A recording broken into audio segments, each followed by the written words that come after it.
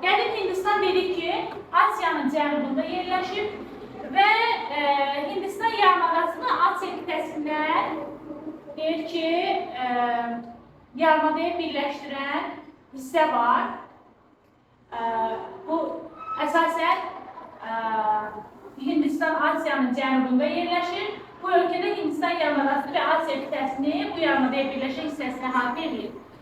Dünyanın ən hündür burada dağları var. Hansı dağları bunlar? Himalay dağları. Bakın burada görürsünüz. Himalay dağları dünyanın ən hündür dağlarıdır. Ona görə də bunu şimal küləklərindən, soyuq şimal küləklərindən qoruyur. Həmçinin bu hissədə də əsasən də deyək ki, qərb hissəsində baxın Hind çayı, qərb hissəsində Hind çayı axır, şərq hissəsində isə, bax bu hissədə, şərq hissəsində isə Qanq çayı axır. Hind çayının sahillərində qədim Hindistan xarabalıqları var.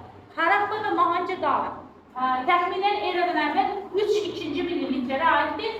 3-cü minillikdə meydana gəlmişdir. İndi Harappaya baxsaq görərik ki, Harappada 200 mərtəbəli evlər var idi, yoxsul komalar var idi, ondan sonra böyük ambarlar var idi, taxıl saxlamaq üçün və s. Hətta buradakı şəhər əhalisi tuncdur, qızıldır, emal etməyi bacarırdı.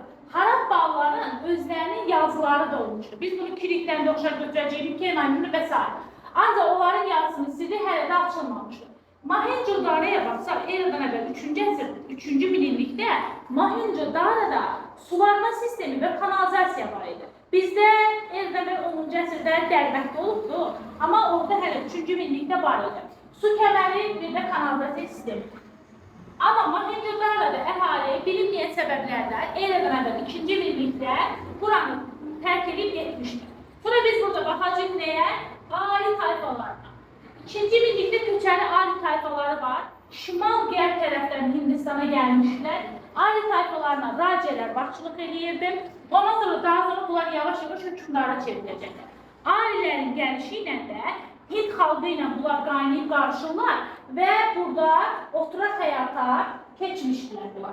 Ondan sonra Hindlilər deyək ki, eradan əvvəl 11-ci əsrdə dəmir emal etməyi bildirlər. Azərbaycanda nə vaxt oldu? 7.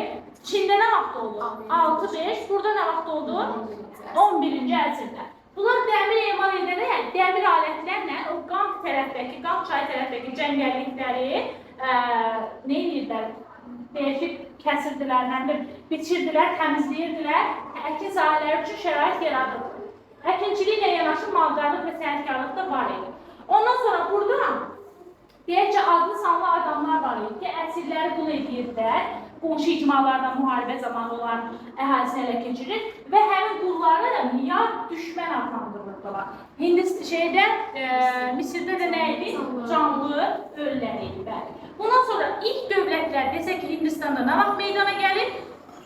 1-ci minillikdə ilk dövlətlər meydana gəlmişdir. Amma burada bir şey deyəcəm, vahid dövlət deyildi. Yaxşı, bu yadınızda saxlayın. Vahid dövlət 3-cü əsrdə yaranır, 3-cü əsr 2-ci yarısında. Və vahid dövlət də olmadığına görə bura hücumlar olurdu. Eradan əvvəl 6-cı əsrdə bura Əhəmənilər hücum olmuşdu və Əhəmənilər Hindistan şimal-qərb ümumiyyətlə belə bir şey deyil ki, Hindistanın şimal-qərbi yürüşlərə açıq olduğu üçün Əhəmənilər də gələndə şimal-qərbi tutur, 4-cü əsrdə İskəndər də gələndə şimal-qərbi tutur, 11-ci əsrdə Mahmud Qəznəvi də gedəndə şimal-qərbi tutur, 6-cı əsrdə bizim İranın Mihrabula da gedəndə və s. Əsasən o istiqamət açıq idi hücumlara. Ondan sonra gəldik nəyə? Demək, burada bu Makedoniya İskəndər 4-cü əsrdə buranı tutmuşdu. Deyir ki, Hind çayına çatır, amma Qanq çayına gəlib çata bilməmiş. 12 günlük məsafəsi qalmışdı, amma əskərlər yorulmuşdur. Yerli halinin deyək ki, müqaviməti var idi, geri qayıtma məcburiyyətində qalmışdı. Bundan sonra burada Makedoniya İskəndər öləndən sonra Maurya sülaləsi deyək ki, 317-ci ildə indi verildi. Yunan Makedoniyalara qarşı mübarizə aparır. Maurya sülaləsinin ilk nümayəndəsi də hökmdar Chandragupta idi. Daha sonra bu Hind çayı hövzəsindəki bəzi əraziləri Yunan Makedoniyalarda təmizləyir. Sonra 3-cü əsrin 2-ci yarısında hakimiyyətə gəlir Ashoka. Ashoka'nın dövründə Hindistan vahid şəkildə birləşir. Və bundan sonra Bu Aşoka 33 tane kitabe koydurur. Niye? İslahatlar keçirir, islahatlarını əhali görsün diye 33 yerde kitabe koyduracak. Hansı dini təbliğ edəcək? Buddizm dinini ölkəni vahid dövlətdə birləşdirir, bunu dedik.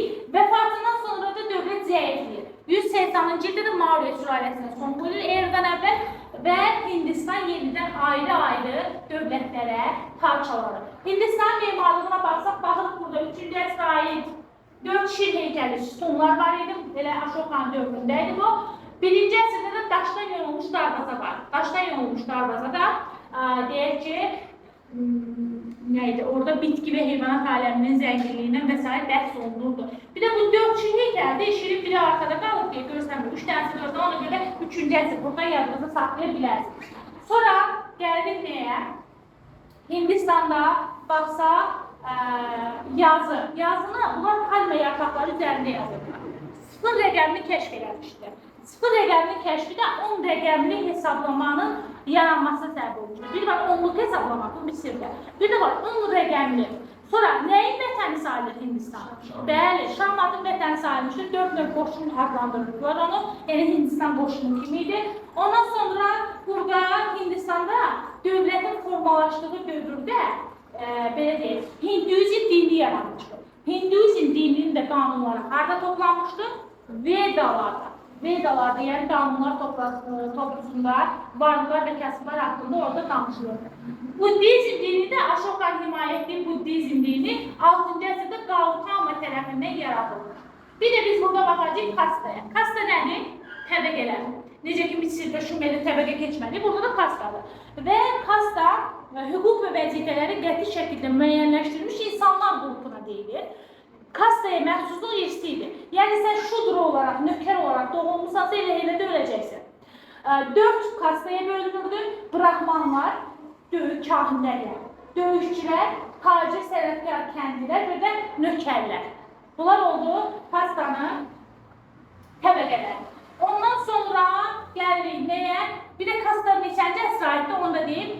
12-11-ci əsrlərə aiddir. Bu da Çün eradan əvvəl, deyək ki, 2-ci minilliyə. Həmçinin bir də, burada nə deyəcəm? Buddizm dini kastaya qarşı. Bir də onu deyək. Bir də var burada, deyək ki, o Buddanın sözləri var. Düzgün baxış, düzgün düşüncə, düzgün söz, düzgün çalışmaq. Əsas siz orada düzgün çalışın, qəsdlər baxın eləyin. Digərlərdə də vaxt olsa əməl edərsiniz. Aydın oldu dərsimiz. Qaranlıq qalan bir şey yoxdur? Əla.